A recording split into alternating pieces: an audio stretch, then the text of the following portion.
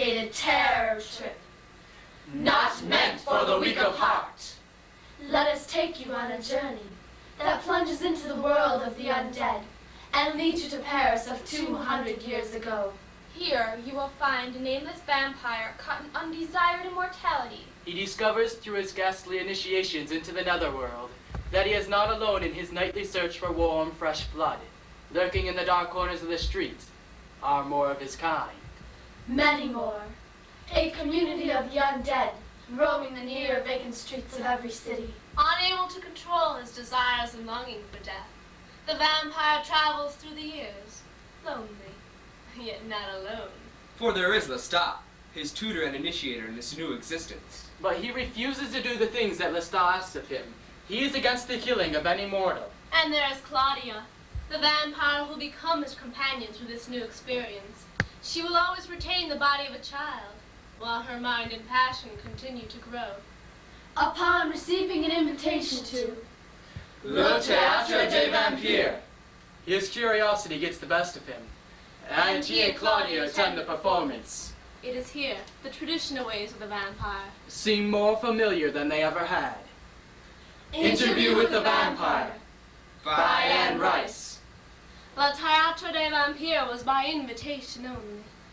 We had fed earlier, only so that in the bustling street of this theater, our skin would not be too white, our eyes too unclouded. And the taste of blood which I had not enjoyed had made me feel all the more uneasy. But there was no time for it. This was not to be a night of killing. This was to be a night of revelations.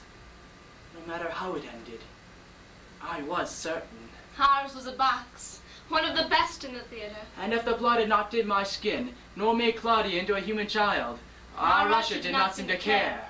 He smiled all too readily and held back the curtain of our balcony. And there were 2 chairs and a brass bar. I could easily perceive that the crowd was all mortal. Not a single vampire amongst them. A sprinkling of applause greeted the illusion, until it reached its short crescendo and died away. A dark-draped figure moved on stage from tree trunk to tree trunk. So fast that as he stepped into the lights, he seemed to appear magically in the center. One arm flashing out from his cloak to show a mask on a slender stick before the invisible face. A mask which showed the gleaming countenance of death.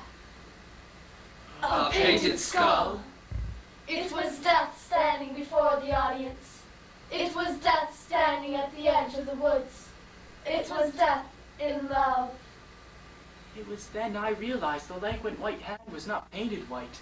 It was a vampire hand now lifted before the grinning skull, as if stifling a yawn. Another spot pierced the scrim, seeming to melt it altogether, to reveal a young woman standing alone far upstage. Oh, she was majestically tall, in all but enshrined but a mane of golden hair. I could feel the awe of the audience as she seemed to flounder into the spotlight, the dark forest of painted trees rising on the perimeter, so that she seemed to be lost in those trees.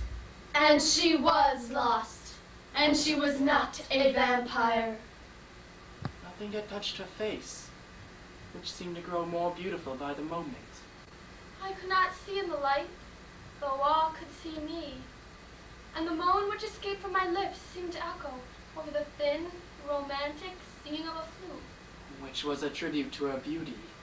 The figure of death woke with a start in his pale spotlight and turned To see her as the audience had seen her, and to throw up my free hand in tribute. In awe, I moved back from the vampires.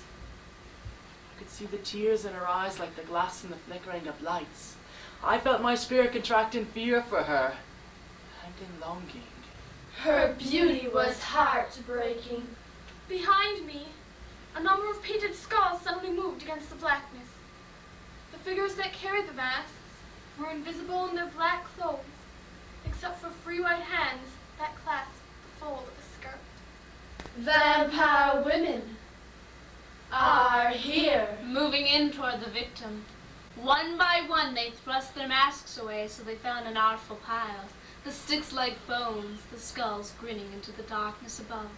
It was then death revealed his beaming white face to the audience.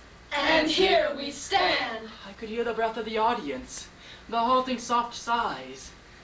They were starkly beautiful as they seemed to float around that florid human. Yet they were cold and pale. It was a spectacle. That circle of white faces pressing closer and closer, and that leading figure of Gentleman Death turned to the audience, with his arms crossed over his chest, his head bent longingly to elicit their sympathy. She was too beautiful. The performance too perfect. But it was she who broke the magic silence. I don't want to die. We are Death! We are death. Help me! We are death. Someone! We are death. The girl on stage only vaguely understood where she was, or what was happening to her. But she knew infinitely more than this house of people who gaped at her. But I don't want to die. I don't want to. The demon trickster now stepped out from the others. We all Die! The one thing you share with every mortal is death. No. I have so many years. So many. Years? How do you know you have so many years? Death is no respecter of age. There could be sickness in your body now, already devouring you from within. Outside, a man might be waiting to kill you, simply for your Need yellow I hair. tell you what fate may have in store for you? I don't care. I'm not afraid. I would take my chance. And if you do take your chance and live for years, what would be your heritage? The humped back, toothless visage of old age. And now I lift your hair behind your back, exposing your pale throat. Let me live, please. The audience seemed to sigh in a body, the women behind their opera glasses, and the men leaning forward in their chairs. I could see the pale, flawless skin pulsing with her heart. The vampire holding her wrist tightly at her side, the tears coursing down her cheeks, her teeth biting into the flesh of her lip. Just as sure as this flesh is pink. It will turn gray, wrinkled with age. I don't care. I don't care. But then why should you care if you die now? If these things don't frighten you. These horrors. She shook her head, baffled, defeated. And helpless. You are speechless. Your overwhelming instincts seem petty, confused. I could feel her dying inside, weakening. And I hated him. And suppose we were to let you go. Suppose the Grim Reaper had a heart that could resist your beauty. To whom would he turn his passion? Someone must die in your place. Would you pick the person for me? Would you pick the person for us? The person to stand here and suffer as you suffer now? As you suffer now. Her confusion was terrible. Have you? A sister, a mother, a child. He taunted her. Can't you do it? No. No. Surely someone could take your place. A friend. Choose! I can't. I wouldn't. Death waits for you everywhere. On the warm, rising air, I could smell the dust and perfume of her skin, the soft beating of her heart, and she had no chance. Unconscious death, the fate of all mortals. But we are conscious death. That would make you a vampire bride. Do you know what it means to be loved by death? Do you know what it means to have death know your name? I looked at him, overcome with fear, and then my eyes seemed to mist over. Her lips go slack. No pain. No pain. Your beauty is a gift to us. Slowly, gracefully, and the others moved toward her. No pain. I felt weak, dazed, hunger rising inside me, gnawing at my veins. I felt my hands gripping the brass bar of the balcony tighter and tighter. I could hardly stand it, seeing her yearning towards him, seeing her dying now under this vampire's power. No pain. I wanted to cry out to her. No pain. I wanted to break her swoon. No pain. I wanted her. No pain. He was whispering to her. And she was giving herself over. No pain. She stiffened and cried out as he sank his teeth into her bare neck. And the crowd reverberated with a still passion. No pain. I sat back in my chair, my mouth full of the taste of blood, my veins in torment. And the air seemed fragrant with her salted skin.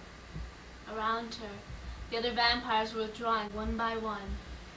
The painted forest came back, sliding soundlessly into place, until the mortal girl, frail and very white, lay in the mysterious wood. There was a bitter taste in my mouth. And confusion. I was aware that this ache, this confusion, and this blinding passion which would only go with a stubborn slowness would be obliterated if I would have dropped down beside him and draw him up fast into the darkness and take him the way the girl was taken. It was at this moment I wanted to kill. Patience, Lewis. Patience. The moment ended.